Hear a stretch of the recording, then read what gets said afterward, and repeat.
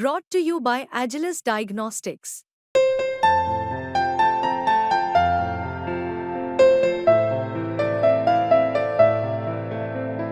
Agilus Diagnostics.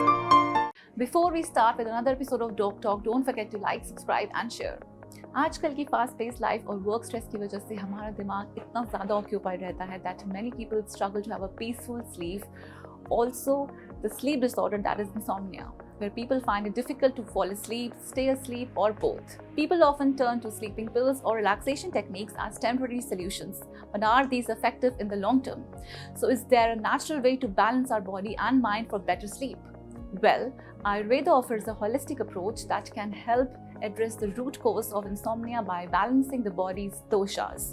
So, to know more about this, we have an expert with us today. I'm MD Ayurvedic doctor from Amritsar. आज मैं आपको बताऊंगा insomnia के बारे में.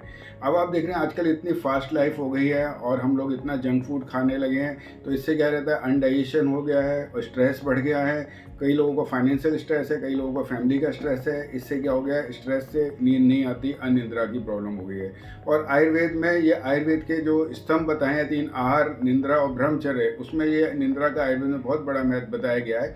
तो इसमें हमें क्या करना चाहिए, आयुर्वेद के हिसाब से सबसे पहले हमें अपनी दिनचर्या को फॉलो करना चाहिए. दिनचर्या मतलब सुबह जल्दी टाइम से उठना, उठने पर योगा करना, एक्सरसाइज करना, आंवले का पाउडर पानी में डाल के पीना, या कोई एलोवेरा गिलोय जूस पीता है वो उतना ले ले, समय पे नाश्ता करना, समय पे दोपहर का खाना खाना, और रात में हमें हल्का खाना 8 बजे तक खा लेना चाहिए, और रात में खाना खा के थोड़ा टहल के फिर सोना चाहिए.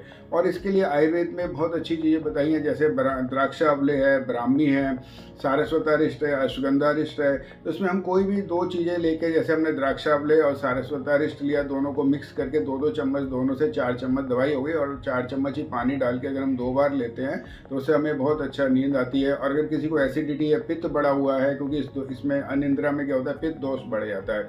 अगर पित्त बढ़ा हुआ है तो उसमें अभिपत्ति का चूर्ण आता है, उसका सेवन करना चाहिए. पित्त बढ़ाने वाली, एसिडिटी बढ़ाने वाली चीज़ों को कम खाना चाहिए, उससे हम अनिद्रा से बच सकते हैं.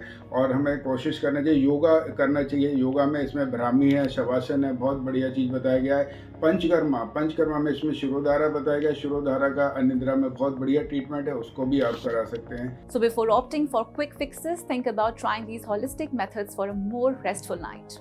That's all for today. Keep watching Doc Talk on FitTech.